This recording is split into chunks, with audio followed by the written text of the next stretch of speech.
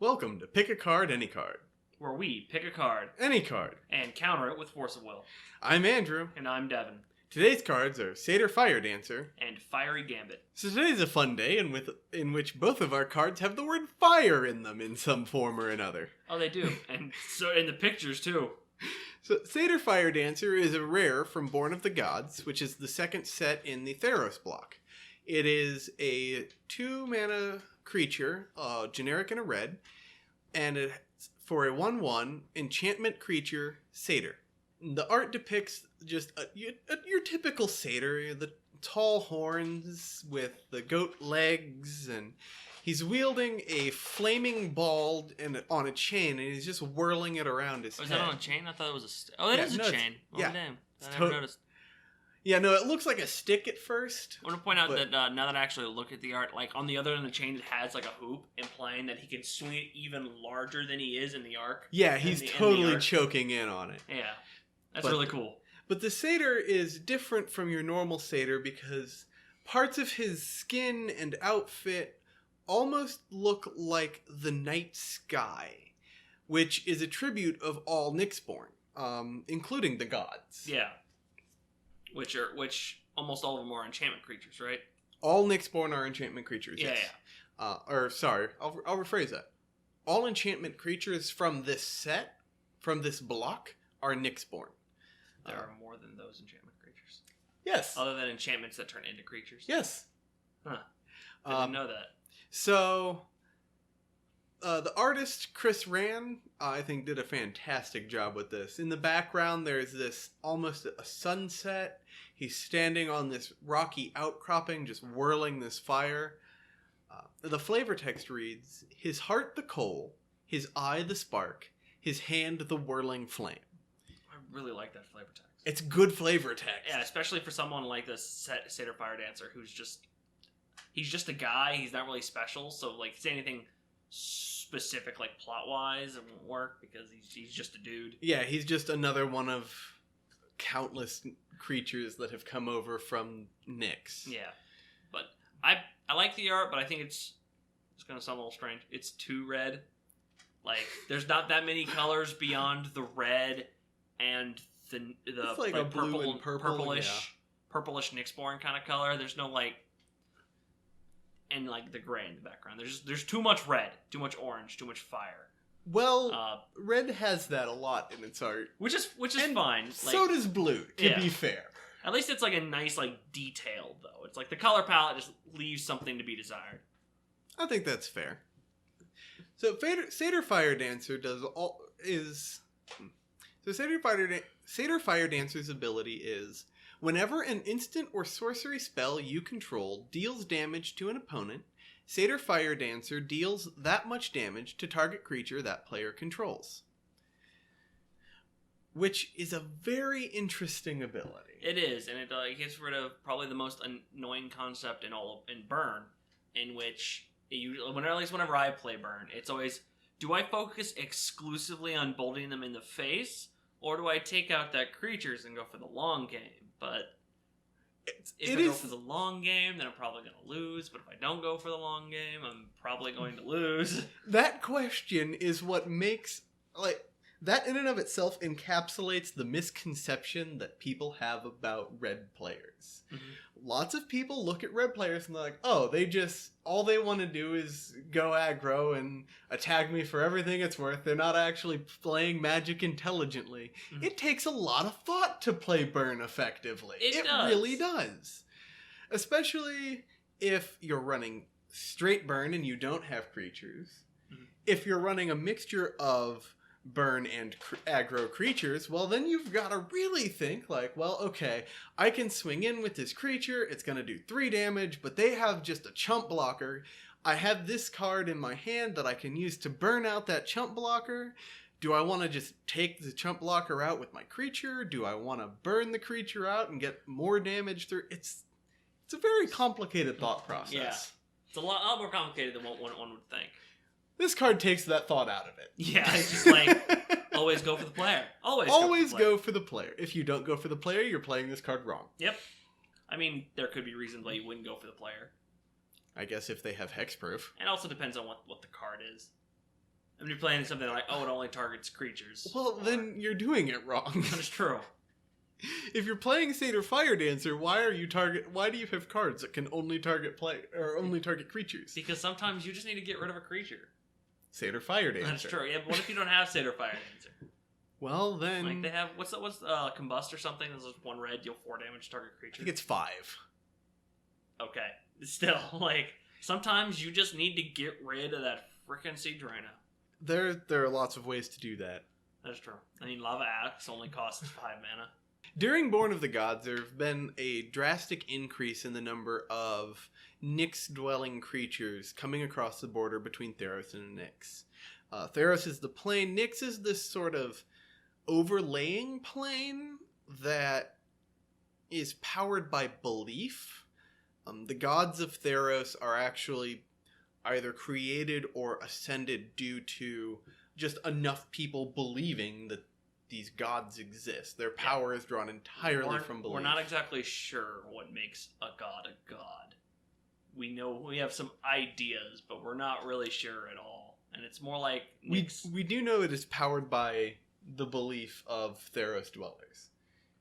Because Ajani is on a quest to get people to stop believing in the gods so that they don't have power anymore. But during this second set, actually during the course of Theros, there is a satyr planeswalker named Xenagos who is attempting to become a god. And in doing so, he's performing all these rituals to ascend to godhood, and these rituals start blurring the lines between Theros and Nyx, which allows easier passage between Nyx and Theros. And this allows what have been called Nyxborn through this border. And Satyr Firedancer is just another one of these Nyxborn. Yeah, and most of the bestow creatures are also Nyxborn, right? Yeah. Gods bestow creatures. Any enchantment creature from Theros is Nyxborn. Yeah, alright. But Theros is not the dawn of enchantment creatures. The first creature to bear enchantment, both types of enchantment and creature that was an enchantment creature, was Lucent Liminid from Future Sight. Even before that, in Odyssey, we had enchantments that turned into creatures. So yeah, you know those. Still Life and Testament of Faith were among the first of enchantments that became creatures and still maintained their enchantment status. Yeah. So once they became creatures, they were enchantment creatures. Yeah. But then they turned back. I just like the gods. I mean, I didn't know much. I didn't know. I read a little bit about Xenagos and like what he did. He was God of Revels, and like it was actually just a few weeks ago. I was having an argument with other people. It was like, oh yeah, this is why he did. One of my friends was like, oh yeah, Xenagos just like threw a massive party, and that the energy of that party turned him into a god. That was one of the rituals. Yeah, it was definitely one of the things. He like threw a party, and like the thing that actually made him a god, the final linchpin, the final nail in the coffin that turned him into a god was Elspeth killing someone, like one of her good friends. Yeah, he tricked. It wasn't even a good friend. It was just a friend. Elspeth killed Daxos of Meletis, who was her lover. Yeah. Yeah. And she did so because Xenagos tricked her. He I guess invaded her mind and made her think she was stuck with a Phyrexian obliterator, and she went to kill the Phyrexian obliterator, but in reality it was Daxos who was asleep next to her. Yeah. Yeah, but I do know from what I read is that it is largely shrouded in mystery at how Xenagos became a god and how other gods became gods. I think it's a large part of it is he just got enough satyrs to believe that he was a god. I mean, that could be it, but I don't think there's any like hard evidence to support that. There's only the evidence that we know of from Crufix, who I believe Pat mentioned in passing that the mortal's belief is what gives gods power, and within a few years the mortals will believe that Xenagos has always been the god of revels, and eventually it will just pass from memory that he was ever mortal himself. So Krufix was not worried about this at all. Yeah, well, Krufix is the god of space and time. And Krufix is also the oldest and just wisest, and probably, lore-wise, the most powerful of them all. yeah, but also, he doesn't know where his power came from. He's witnessed the rise of all the other gods. Yeah, I want to point out the fact though that Krufix, though is not like the leader of the gods, he's just kind of there, but he just doesn't. He lets Heliod do whatever it is Heliod does. But Krufix is the only god who doesn't actually show himself in the art of his card. Yeah, he just shows an outline. The outline, like the Nyx outline. Like, that's it. And, like, it makes me think, like, either he's doing it intentionally because he's all powerful or whatnot, or he's doing it not intentionally, but because he is just so old he doesn't have a form anymore. He's just like the Nyx thing. Yeah, is. That's an interesting thought. I like that. Maybe like the older the god is, the more or the less of an actual body they have. Right. Yeah. It's an interesting concept. It is. I like that. Thank you. So, all of these enchantment creatures are from Nyx. And Satyr Firedancer can make himself useful in a number of ways. You can enchant Satyr Firedancer with a couple of things that give him lifelink, such as lifelink. If you want to play in white, you give him lifelink. You cast a instant or sorcery that deals damage to your opponent, and Satyr Firedancer deals some damage, and you gain some life. One thing, actually, what a lifelink would do is not only you would deal damage to both. Oh wait, no, never mind. It doesn't give the spell lifelink. No, it doesn't. Oh wait, no. No, because they're like, oh no, you deal damage to them, gain the life. Deal damage to the creature, gain life. I'm like, that's great. Right. For that, you need a combination of Soulfire Grandmaster and lifelink. Soulfire Grandmaster is a 2 mana for a 2/2 monk with lifelink, and the ability instant and sorcery spells you control have lifelink. You can pay 2 generic and 2 hybrid blue-red mana, and the next time you cast an instant or sorcery spell from your hand this turn, put that card into your hand instead of into your graveyard as it resolves. Yep. So it basically gives that card buyback 4. Yeah. I really, really, really, really like this card. It's definitely my favorite card from that set. I have a couple of them that I just really want to build a deck around. I haven't gotten around to doing it. Back in the day, I made this standard deck. It wasn't any good. But I made a Narset white, red, blue control mid-range burn deck. Right. And a lot of it was burn, a lot of it was white control, like Wrath. And like the whole point is like burn your stuff, draw cards, because Treasure Cruise and Dig Through Time were banned at that point in time. Right. And just like do that repeatedly, swing Narset, play the top 4. I think I also the only cards I couldn't play was like I had 2 like those creatures that just have lifelink or something, and the god Krufix, not Krufix, the god Keranos. Yeah, God of the Storms. Yeah, because he just basically drew me a card or bolted someone every turn. And that's really good. And Satyr Firedancer would have slotted really nicely into that deck. Yes, it would have. Because not only can you, instead of burning their creatures out, you can burn them out, burn their creatures out, and gain life. Yep.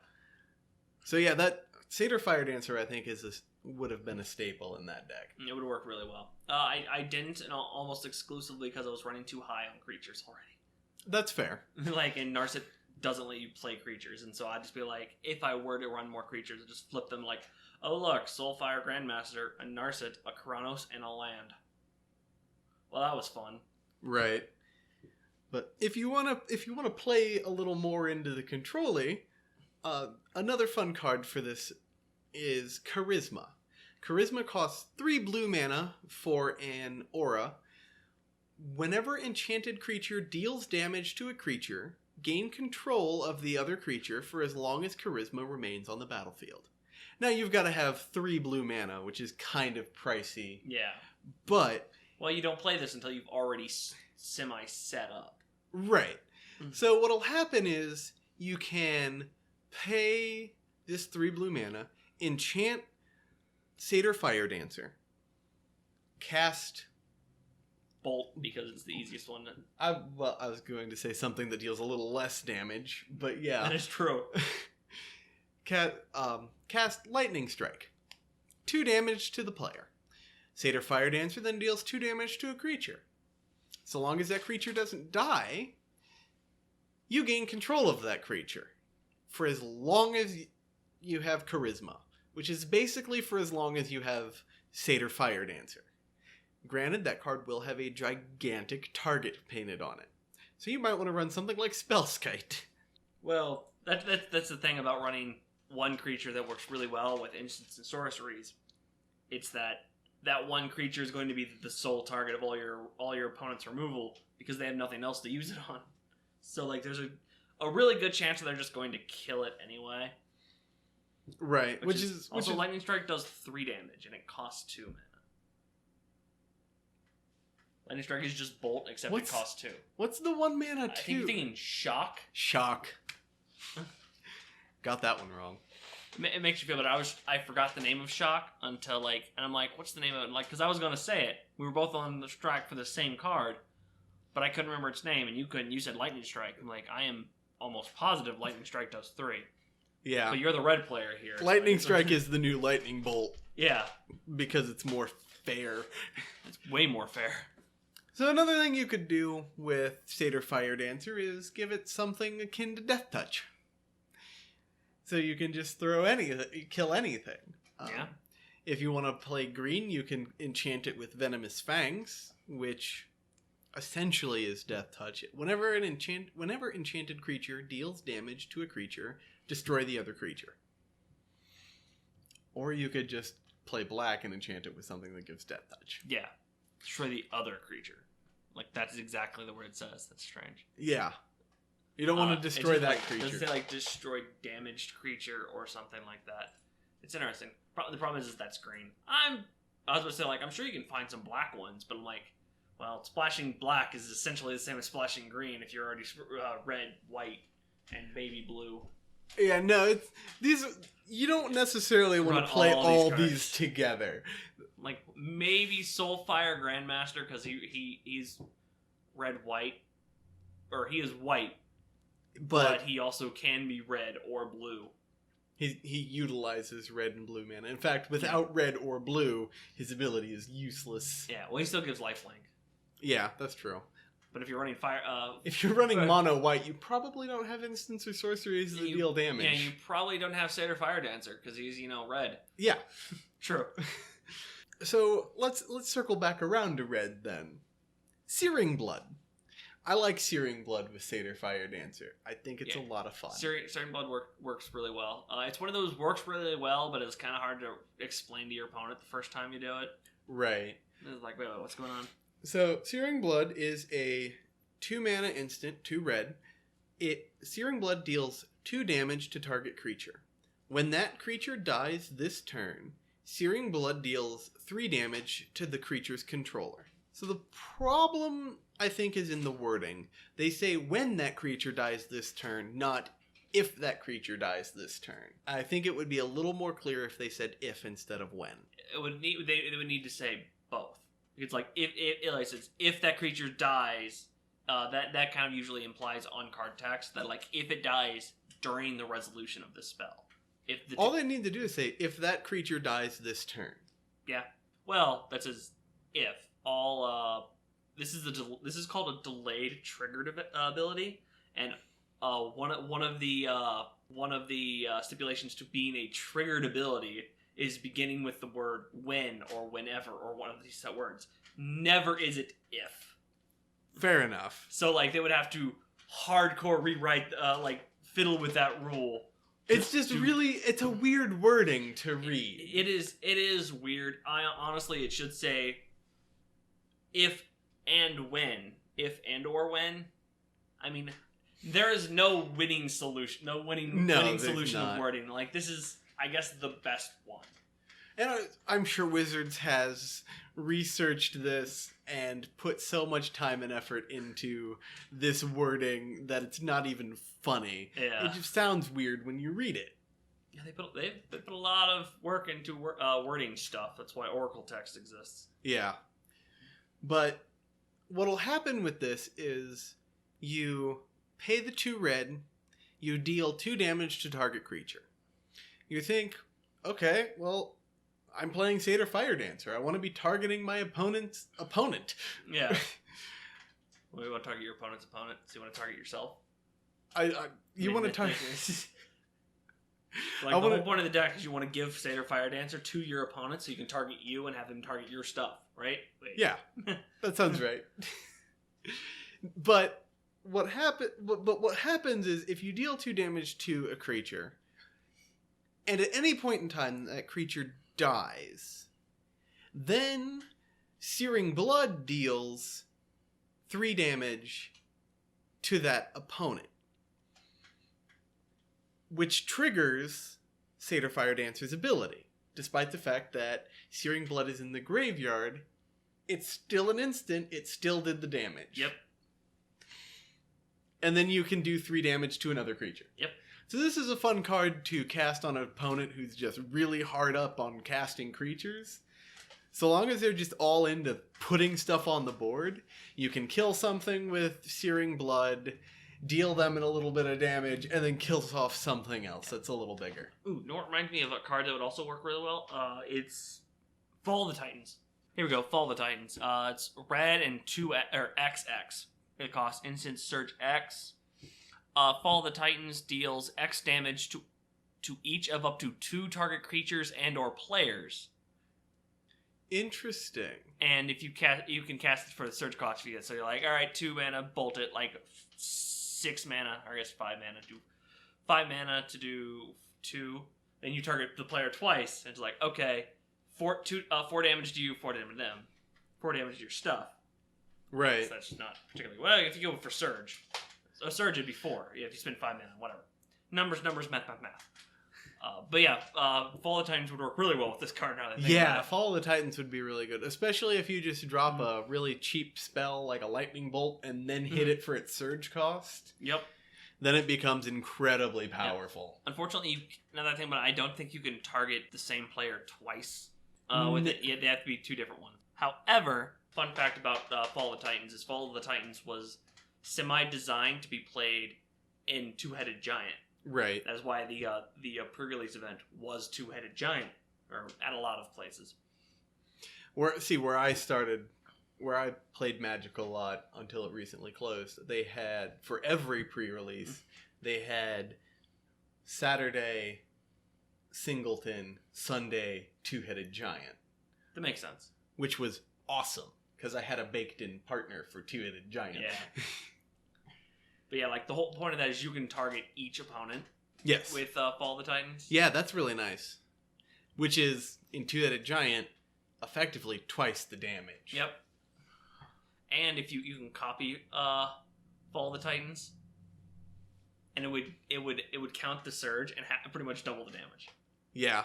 Because it's so weird. That's why Pyromancer's Goggles is so good with it. But that's a little off topic. But yes, Fall of the Titans would go really good with Satyr Firedancer. So, any number of burn spells will work. We've said Lightning Bolt like 12 times. It's because it's like the core card that just represents solid burn. It is the quintessential burn. Yeah, it's like, you're breaking a burn deck, right? Right. Well, it's mono red, right? Right. Are you running literally any card? Yes. Burn. Lightning Bolt. Every time. All day, every day. Yeah. There's a reason why it's like one of the top 10 cards, I think, ran in Modern. And also why Wizards has said we're never reprinting this ever again. Well, the reason they're never reprinting it is not because they don't want it in Modern. It's because they don't want it ever in Standard again. Because it's so good. Yeah, because the term red deck wins is kind of... Well, red deck wins is just red, fast, aggro deck. But, like, if Lightning Bolt is a thing, then red deck wins is definitely a thing. Right. Just because there's at least enough just There's red always enough red to have red deck. Yeah, wins. there's always enough to have red deck win, and just like Lightning Bolt is just enough to make that red deck wins deck go from to really good. And then the only thing you've got against that is any sort of countering. Yeah, or but like at just that any point, form of like mid range that can reliably stabilize. which is hard. Yeah. Well, that's exactly what Siege Rhino was. Like 4 mana for a 4/5. But yeah, Siege Rhino was 4 mana for a 4/5 that gained you 3 life when you entered the battlefield. It was a lightning helix with a big ass body. Oh yeah, and like, well, not that it had a big ass body, but it had a big ass butt. And it was a 4/5. Well, that's what I'm saying. It was a 4/5. Like that's what I meant by a big butt. Yeah, I like know. the teeth I'm just saying it's also got a big body. Yeah, like she's swinging a 4/5 at me, and just like he's got a 4/5 just sitting there. Like I can't get around that. And like all my burn spells do 4 at most, unless I put in like an X cost. I'm like, oh, it's so nuts. Anyway, any burn is going to be good. But Searing Blaze is kind of a lot of fun with this. Searing Blaze deals 1 damage to target player and 1 damage to target creature that player controls, with landfall for 3 damage. So you play a land, you pay 2 red mana, Searing Blaze deals 3 damage to a player, 3 damage to a creature, and then Satyr Firedancer deals 3 damage to a creature. That's a lot of damage to a creature for 2 mana. It is 6 damage to 1, or that's enough to kill a Siege Rhino for 2 mana. Well, you also need the 3 for the Satyr Firedancer on the field. It's only 2 mana to drop a Satyr Firedancer. Oh yeah, he's even better than I thought. I could have sworn he was. So by the time they can drop a Siege Rhino, you can Searing Blaze it. Yeah, I mean they gained 3 life. Doesn't matter. That is true. You just took that away. So burn. You get it. We've beat that dead horse. Yeah, like burn the hell out of stuff. Let's make burn a little more interesting with blue mana. So a card like Izzet Guildmage. I like Izzet Guildmage. Izzet Guildmage is 2 hybrid blue-red for a 2/2 human wizard. You can pay 2 generic and a blue to copy target instant spell you control with converted mana cost 2 or less. You may choose new targets for the copy. A lot of burn spells are 2 or less. Some burn spells have X in their mana cost. Fireball deals a lot of damage. Its converted mana cost is 1. That it does. And you can use that to target both. You spend like 1 mana to target the creature, or 1 additional mana to target both the creature and the player. Deal the damage to the player and deal it to the creature. Split it. Oh, you divide it? Oh, yeah, I forgot. Lightning Bolt deals... Fireball. Fireball deals damage to any number of creatures or players divided. That's what you choose. We have to pay 1. But you pay 1 for each additional target. I keep forgetting about that. Like that's the reason why I don't like Fireball. Because it makes you think. Yeah, no, because it's not quite good enough. Like yeah, big burnout damage. Like it's exactly what I need. It's like, but you have to divide it amongst things. I'm like, no. But by the time you need to cast a Fireball, there's probably only 1 target you're concerned with. Yeah, but I just think it would be better if you didn't have to pay the 1 additional for each target, because like dividing damage amongst as many things, like it's actually like I put 6 mana into that. It's 5 damage. I can only put it to 1 thing. Right. So like I had to put in. You have to put in 7 mana. I have to mana. pay 1 of those and do 4 damage to up to 2 different things. That's like 2 mana or 2 damage to 2 creatures. Right. Like that cost me 6 mana. Like that's not that good. Fireball gets a lot better when you're playing red-green. When you just ramp, yeah. Yeah.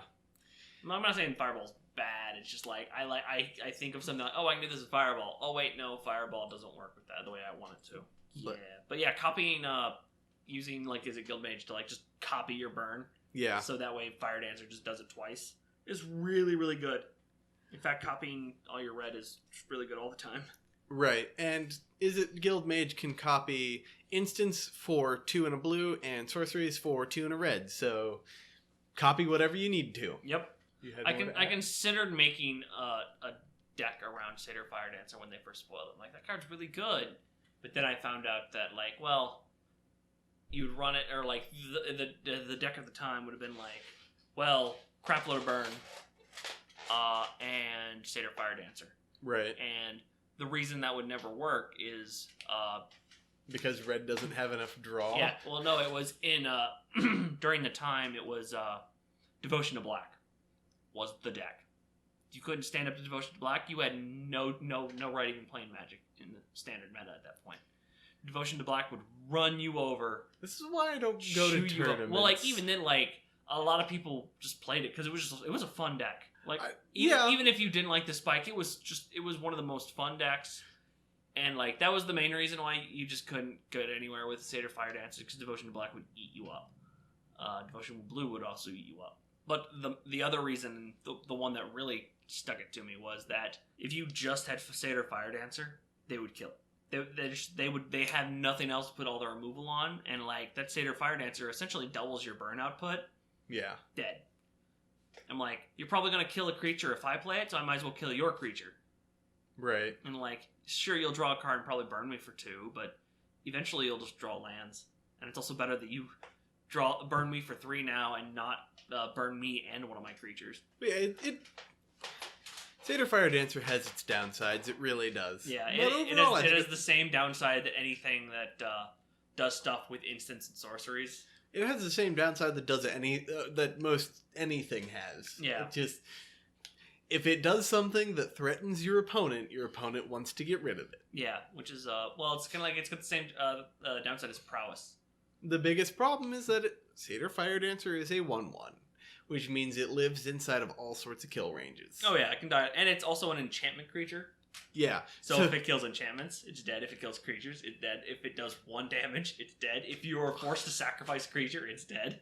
Yeah. There's a lot of things that'll kill Satyr Firedancer. Congratulations. Every single color can kill Satyr Firedancer. Even green, because it destroys enchantments. Yep. It's still, I think, an invaluable resource. If you drop a Satyr Firedancer, you know your opponent is not going to deal with you. Your opponents are like, I need to get rid of that, like, soon. Like, and if you play, like, turn 5, they're like, oh, no. They're The second I go to kill it, they're gonna, like, put 3 mana into a burn spell and just deal the crap load of everything. Yeah. Anyway, that's all I got for Satyr Firedancer. Alright, well, let's talk about your card for the day. Yay. So my card is Fiery Gambit. Fiery Gambit is a red sorcery from the original Mirrodin block. Actually, the Mirrodin set in Mirrodin. And it costs 2 colorless and 1 red mana. And what it does, this is going to go on a little long, because this is a big, long, complicated ability. Flip a coin until you lose a flip, or choose to stop flipping. If you lose a flip, Fiery Gambit has no effect. If you win 1 or more flips, Fiery Gambit deals 3 damage to target creature. If you win 2 or more flips, Fiery Gambit deals 6 damage to each opponent. If you win 3 or more flips, draw 9 cards and untap all lands you control. You know, this would play really well with Satyr Firedancer. That it would. So, for all of you who spaced out because that was a lot of words and got really confused about what happens, so this is how it is. You essentially, like, what you do first: flip a coin. If you get heads or if you win, I'm gonna say if you get heads, you win, because that's generally what I play when I play any coin flip. Like, heads wins, tail loses. Just go with that instead of calling it in the air and making things complicated. But if you flip a coin, if you get heads, you deal 3 damage to target creature, and then you can choose to flip again. If you do, and you get heads, you deal 6 damage to each opponent, and then you can choose again. If you choose again, if you flip again, and you win, you draw 9 cards and untap all lands you control, which is nuts. But if you lose any one of those flips, it does nothing. Which I think, if I'm thinking of this correctly, you have to target the creature when you cast Fiery Gambit. That you do. And all of the effects take place upon resolution. They don't take place after each flip. Yeah. So you have to flip. It's not until you're done flipping as many flips as you're going to flip. Yeah. That these effects happen. Mm-hmm. So you can't just say like, oh well, I flip all 3 every time because I'll get if I lose on the second one, then I still get the first one. Like no. You lose any of them, you lose all of them. Right. It's a fiery gambit. It explodes or it does nothing, which is a big red thing. So I really like this card. Just because it's so chance based and like good portion of the time it's not going to do anything. Right. And a good portion of the time you're going to just ruin somebody's day or everyone's day. I wouldn't even say a good portion of them. Sometimes. Yeah, sometimes. Occasionally. It depends on the deck. I mean, I'm going to go into that. I'm going to actually go into that later. But like my biggest problem with this deck or this card is it has almost zero flavor to it. Beyond, it is literally a fiery gambit. I really like the art. It's done by, let's see, I have it written down, but Scott M. Fisher. Scott Fisher, I think he's actually he's one of the bigger names, if my memory is correct, of just Magic artists. I like the art. It is just like appears to be one of them Mirrodin metal people, just literally like doing some kind of cool flaming ring trick thing. I'm not sure exactly what they're doing, but it kind of looks cool. It looks like someone's doing something incredibly risky with fire, so it's a fiery gambit. I like that.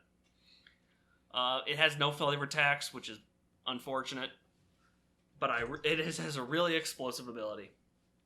An ability which is actually kind of unlikely. So I'm actually going to do the math, because I actually did the math earlier today. I have an entire piece of paper. It's actually not even complicated math, it's just a lot of numbers that I'm about to rant off. Just give the quick rundown. So if you don't have... So don't mention that yet, because I haven't mentioned that yet. So generally what the odds are is, obviously the first coin flip is a 50-50 chance. But since you lose all of it if you fail any of it, if you go for the first flip, it's 50% chance you get it. If you do, is a 50% chance of the second flip. So it's a overall 25% chance of succeeding at the second flip, because you have to succeed at the first one, which is a 50% chance. And if you go that, at the end there is a 12.5% chance, so it's 1 out of 8, of succeeding all 3 of them, which isn't very likely. No. Not at all. If you have a 1 out of 8 chance to do something. I mean, it's 3 mana that essentially gives you an extra turn and deals a bunch of damage to people. Yeah, but only 12% of the time. Yeah, only 12% of the time, which means you have to get it make it happen reliably. You'd have to cast 8 of them, and you only have 4 in the deck. So if you cast every one in the deck, you still only have a 50% chance of getting it. Right. So if you want to optimize your chances of actually getting this card off, you run a little artifact called Krark's Thumb, which is just a 2-mana artifact. 2-mana legendary artifact, which I think is dumb and kind of makes sense at the same time. It is literally the thumb of a goblin, of a goblin named General Krark, who's from Mirrodin. I do love the flavor text of it. The flavor text is, I can think of one goblin it ain't so lucky for. Because in the art, it's literally someone's thumb, like, on a chain. Yeah. So, that man got killed. And Krark has an entire clan of goblins named after him now. Yeah, there's, like, Krark Clan's, like, Forge, I think is a card. Well, the Krark clan is a clan of goblins, and they're all about destroying artifacts. Yeah. Which is ironic that their leader's thumb got turned into an artifact. But my biggest problem with Krark's Thumb is the fact that it's a legendary artifact, so you can't super abuse it. My main reason I have this gripe with it is the fact that he has 2 thumbs. You should be able to have 2. There's no reason. Special legendary. Yeah, what they should do is they should have done this when they went back to Mirrodin, but they should have printed Krark's other thumb, which is the exact same card. But they would also be legendary, so you'd be able to have both of them. Well, they could have also done what they did back in the Kamigawa block, where there is a legendary creature that you can have 2 of. Yeah. But only if they have... But only 2. Yeah, because they're twins. Yeah. which also would have worked. Problem is they've already printed Krark's Thumb, so they can still fix this by just printing another card named Krark's Other Thumb. Right. And they would have to do it Mirrodin, unless Krark's Thumb went places. Which would be a legendary story all of its own. And no one knows what this card does yet, so I'm going to explain that. Well, I know what it does. But Krark's Thumb is an artifact that just says, if you were to flip a coin, instead flip 2 coins and ignore 1.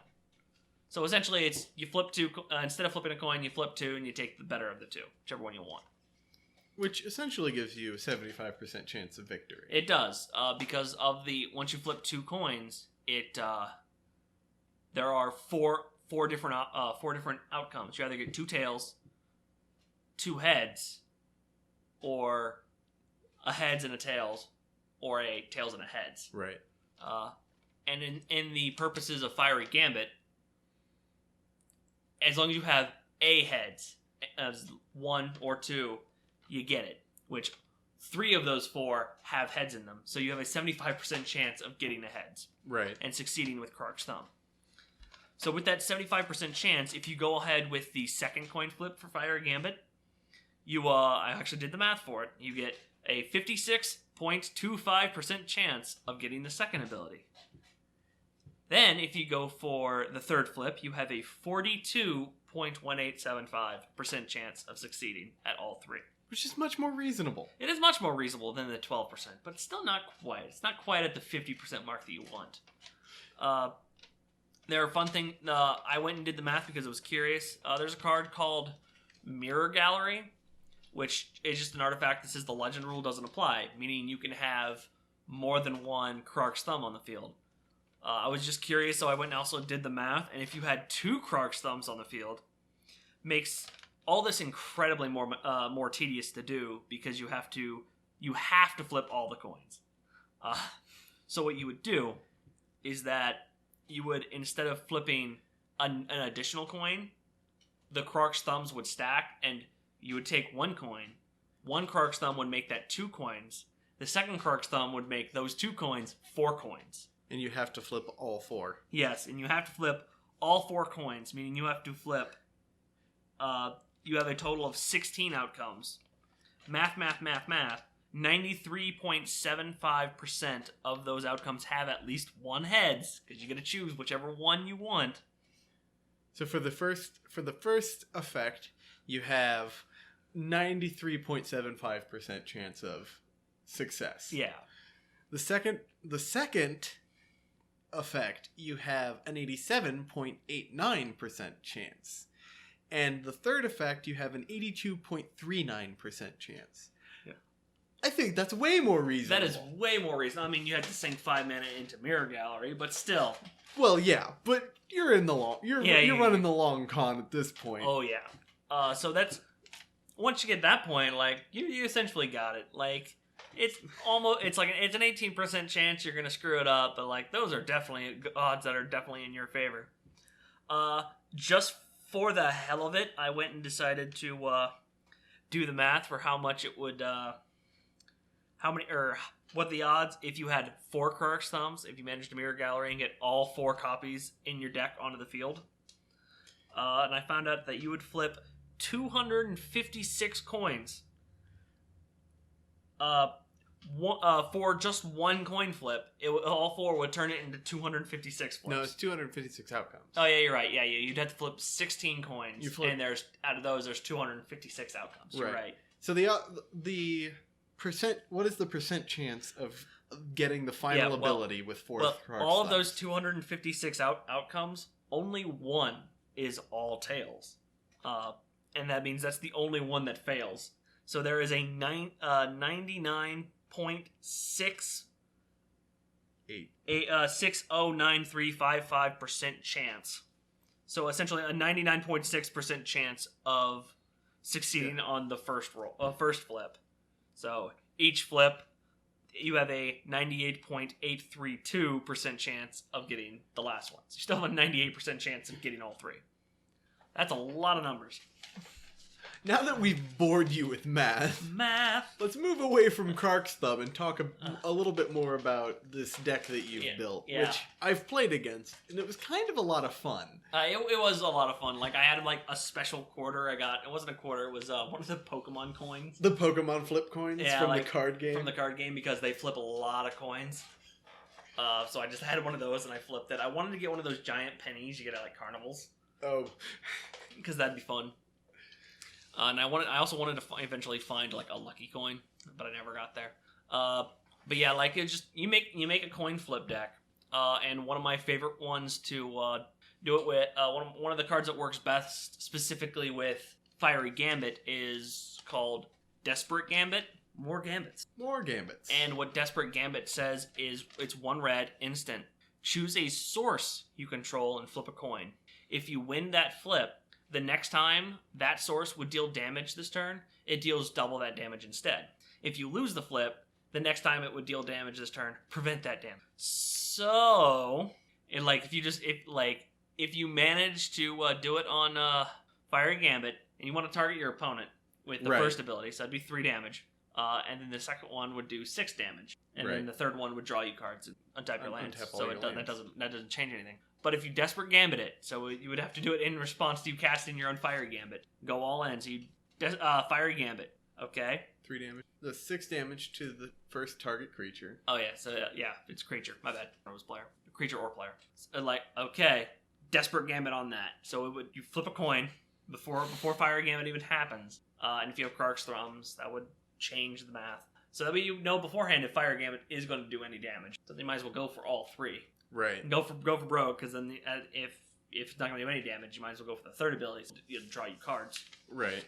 So what you do, I actually did the math for that, and the odds of you getting both Desperate Gambit and all the abilities of Fire Gambit off is a 31.64% chance of success, which is not much, but and that's also, with 1 Krark's Thumb. Yeah, it does 12 damage. Yeah, with 1 Krark's Thumb, it'd be 31%. But at the end of that, still 4 mana to do 12 damage to each opponent. Right. 6 damage to 1 thing of your choice, 1 creature, and then draw 9 cards, untap all your land. Which is a lot of draw for red. Yeah, it's nuts. It essentially you get another turn. Right. Yeah, but there are a bunch of other cards that coin flip, which are fun. Do you have any particular ones that you like? My personal favorite is Stitch in Time, which we talked about in the last episode, in the last episode with Chronotog. You flip a coin, and if you win the flip, you take an extra turn after this one. Yep, 3 mana. I love it. 3 mana. And with Krark's Thumb out, you've got a 75% chance of getting an extra turn. Yep. That's really nice. Yep. It's really good. There's a bunch of other ones. Game of Chaos was pretty good. There are a bunch of cards that flip coins. A lot of them I don't particularly like, and a lot of them are specific to do stuff to creatures. Right. So I didn't run many creatures. But Game of Chaos I like. It says flip a coin. It costs 3 red mana. Sorry. Flip a coin. If you win the flip, you gain 1 life, and target opponent loses 1 life. And you decide whether or not to flip again. If you lose 1 life, and your opponent gains 1 life, and that player decides whether to flip. Double the life stakes with each flip. That sounds insane. It does sound insane. So, it's just 3 mana, me and this guy, what are we going to do? Well, I'm going to flip a coin. We're both going to flip a coin. I win. You give me 1 of your life. You win. I give you 1 of my life. And whoever wins chooses whether we go again for double or nothing. Or double the stakes. That's a fun card. It really won't get anywhere because your opponents are like, all right, did I win? Cool. No. We're done. I'm not letting you do this. Especially I would just... That's true. Just keep going.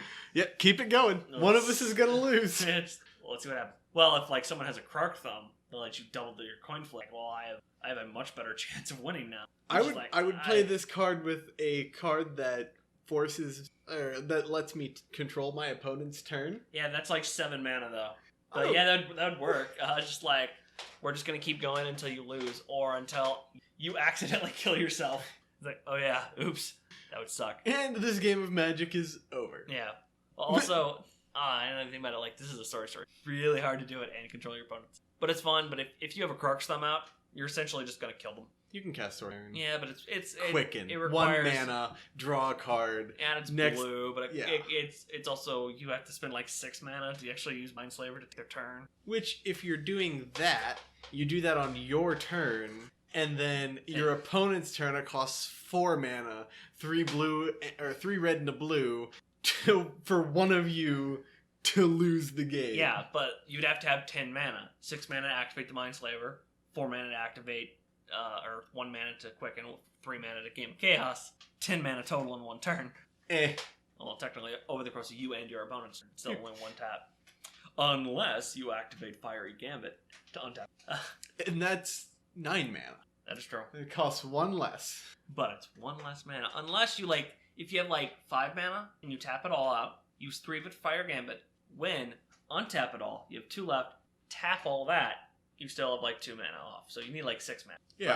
But I just picked it. You don't even 5 need 6. You need 4 land. One of it has to be blue. And then you can tap those, pay 3 for Fiery Gambit, then untap all of those. No, wait. That's wrong. Yeah, you'd have 5 mana at that point. And then you'd still need the 4 for... You need 6. Tap all those, you have 6 mana. Pay 3 This gets complicated. Yeah, pay 3 of it for Fiery Gambit, you have 3 left. Win, untap all 6. Tap all 6, you have 9 mana. Which and lets you... You'd be off by 1 still, because you need... No, because it... You'd pay 6 of it for mine... For Mindslaver, then your turn passes. Oh yeah, and then your you'd be lands out. are tapped and you have and no then mana. you just use Fiery Gambit again to untap all of your lands again, and then pass your turn. It's so obvious. I actually did this before. I actually had... It was pretty much my turn was, okay, I cast Stitch in Time. Give me a turn after this. To flip. I'm like, alright, I won. Get another turn. I have 3 more mana. Screw it. Fire Gambit. Because I had nothing else for that. I had a 5 drop in my hand or something. Fire Gambit. See what happens. Got there. Drew 9 cards. Untapped all my stuff. I had 6 mana. I'm like, now I have 9 cards to burn. Time. Fiery Gambit. Got there again. I did so much damage, and that deals damage to all the opponents too. I just wanted the extra turns and the extra mana and the extra. So at this point, you're at 2 extra turns, and your opponents are effectively doomed. Yeah, they have unless they gained life or they're at at most 8 life left. Yeah. And I'm like, I now have 2 turns, 18 cards in hand, and I'm like, well, I use my 6 mana because I just untapped it with my other Fire Gambit, Goblin Bomb, that one Minotaur whose name I can't remember, stuff. Just go to my next turn, etc., etc. But speaking of Goblin Bomb is actually Goblin Bomb was the card that made me make this deck. Goblin Bomb is 1 red and 1 colorless. It's an enchantment. At the beginning of your upkeep, you may flip a coin. If you win the flip, put a fuse counter on Goblin Bomb. If you lose the flip, remove a fuse counter from Goblin Bomb. Remove 5 fuse counters from Goblin Bomb. Sacrifice Goblin Bomb. Goblin Bomb deals 20 damage to target player. So turn 7. Yep. Bare minimum, your opponent loses. Yep. So I would run this, and I would actually run this in... I ran this since I was running blue. I'm like, I know, I'll run Proliferate. And I also ran Rouse Zarek, because he does that flip 5 coins, take X turn. And I'm like, Krarksthumb, Rouse Zarek. I actually had 2 Goblin Bombs, and I played in multiplayer. But I usually played in 4-player multiplayer games, so I could only kill, with Goblin Bomb, 2 people. And they almost always... Paradox Haze? Yeah, they almost always... Well, still.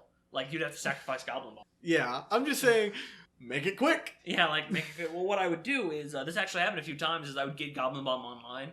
Yeah, I can sacrifice it and kill one of you. One of you. It's just gonna sit here until one of you piss me off. And that's usually I'd sit here and I'd just flip my coins and I would barely affect the game. And someone's like, alright, Devin, I'm gonna swing 30 at you in the air. And I'm like, well, in response, I kill you. And just okay, I'm out of the game. And it's next person's turn. It's alright, Devin, I swing 30 at you. It's oh yeah. And then I die. Or the best is someone's I kill it. And I'm well, then I sacrifice do the thing and I stifle that ability. Yep, about that. Or they'd kill it before I get the fuses out on it. But then which is really hard because it was 50% chance. The best way, probably the most ridiculous way, I actually didn't run this card because I just didn't want to deal with it, is it's called Karpluzin Minotaur. This card flips coins a lot. So what he is, he's a 4-drop, 3/3 Minotaur creature that has a cumulative upkeep, flip a coin. Whenever you win a coin flip, any coin flip might I add, any coin flip. Including the cumulative upkeep coin flip. Yes. Whenever you win one, do 1 damage to target creature or player.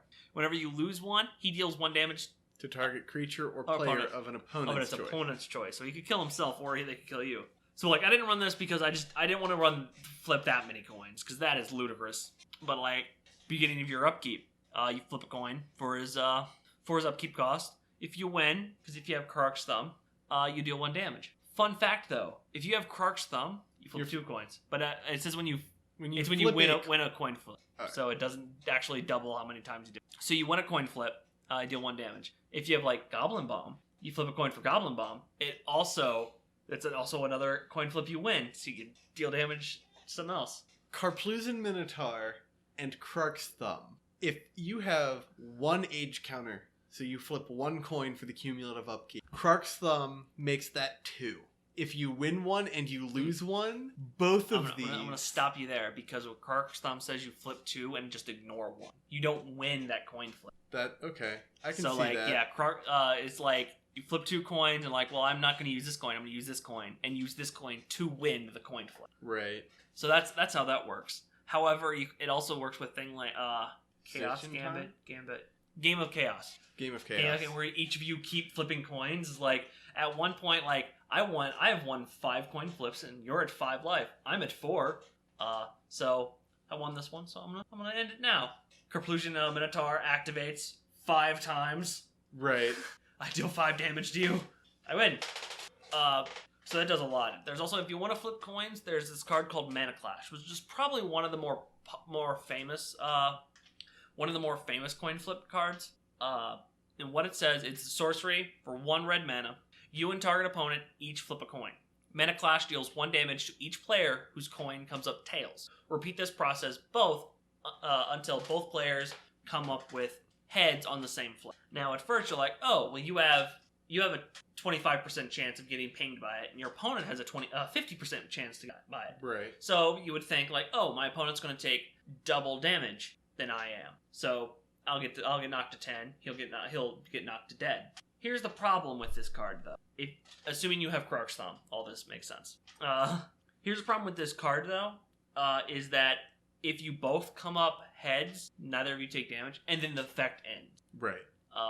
So in the event of you have Krark's Thumb and you have a heads and a tails, you would think normally, well, oh, I take the heads so I don't take any damage. But if your opponent has a heads, crap, I have to take the tails in order to keep the effect going. Ping. Right. So like you don't have any chance. It's essentially equal. Right. So like, for every heads your opponent gets, you basically have to pick tails. Yeah. So for every damage or end the effect. Right. So it's essentially 50-50. Right. Like, so like there's nothing gained out of that like with Krark's Thumb, other than you keep the ability going. There's a whole bunch of other cards that flip coins. I'm a fan of Squeeze Revenge. That's a really good one. 3 mana, a generic, a blue, and a red for a sorcery. Choose a number, flip a coin that many times, or until you lose a flip, whichever comes first. If you win all the flips, draw 2 cards for each flip. With Krark's Thumb, you've got a 75% chance of hitting any specific flip. Yep. So the number you can pick and still safely draw a lot of cards creeps up. Yep. Well, it's like you'd pick like just 2, like 75% each time. Yeah. That's like a 60% chance to draw 4 cards for mana. You want to say that again? Because you said sexty. Oh no, I meant sexty. It is really sexy. So there's like a 60% chance of drawing, which is really good. Well, not really, because if we're speaking competitively, the number 1 priority of a deck is to be able to be consistent, and 60% is just not. So, 60% of a spell doing something great or nothing is still, There's a bunch of other things. There's a lot of coin flip spells that say oh, if you want to flip, this creature gets +2. There are some creatures that say stuff like Volatile Rig does, which is 4 mana, trample, attacks each turn of able. Whenever he is dealt damage, flip a coin. If you lose the flip, sacrifice it. So it's a glass cannon. So if it takes damage, it's a good chance it could just fall apart. Right. But it's also, since it's it's a glass cannon, whenever he dies, you should just deal 4 damage to everything. Right. So it just explodes. But that's only if you lose the flip. So that's a flip that you want to lose. It is. Because it does it everything, not just the things you control. So it's not bad. 4 damage to each creature and assuming player. you don't have, like, a bunch of things. If you have, like, a bunch of 3/3s and your opponent has nothing, you're like, it's a 50% chance Wrath of God. Yeah, of course he has to die. So, like, yeah, there's a lot of points. Wrath of God would have killed him anyway. Yeah. But, like, yeah, with cards like Goblin Bomb and Ralzarek in there, and since I'm a blue player at heart, I'm running blue in the deck, I wanted to do stuff like draw. Right. So I was looking around and I found, like, well, if I'm doing Goblin Bomb, I want to use Proliferate to just add more counters on. Yeah. And draw. And there was Steady Progress, 3 mana, draw a card, Proliferate 1. And then Tezzeret's Gambit, which is 3 mana and a Phyrexian blue, draw 2 cards, Proliferate, which is great. Like, it draws me cards, it adds counters onto Goblin Bomb, etc. Right. It's great. But any other coin flip cards you want to talk about? Not really. I don't really have a whole lot to say on this deck. It's pretty straightforward. Yeah, you just flip coin, Goblin. I mean, Fiery Gambit is once you've gotten this down. Yeah, once you figure out what you're doing. The biggest problem with this deck is I had to explain Fiery Gambit to my opponents. Like, wait, what happens? Why don't you pick all 3 anyway? I'm like, no, because if I lose any of them, I lose all of them. Right. You're like, wait, what? That's really bad. I'm like, yeah, I know it's really bad, but I have Krark's Thumb. So like, oh, so if you lose any of the double coin, no, I get to pick which one I get to keep. It's like, so if you flip 2 tails, you lose it, or 1 tail, 1 head, you lose it. I'm like, no. If I flip 1 heads, 1 tails, I pick the heads and I won. Yeah, but you still lost flip. Like, no, that doesn't count as a flip. It's ignored. Yeah, just like, shut up and let me play my deck. I know how it works. I never actually had that situation happen to that degree, but I've had a lot of people get really confused. I'm like, wait, what happens? Yeah. And just one of those, like, hold on, let me see that. And, like, instead of me just telling them, like, here, just read it. Read the card. You'll figure it out. You're a smart man. RTFC. Read the fucking card. But yeah, I'm really... But yeah, that's all I got for Fire Gambit. All right. So anyway, thank you for listening to Pick a Card, Any Card. If you have any questions, comments, concerns, or card suggestions, you can email us at pacac.cast@gmail.com. Or if you're listening to this on YouTube, you can leave them in the comments below. Thank you. Nice evening.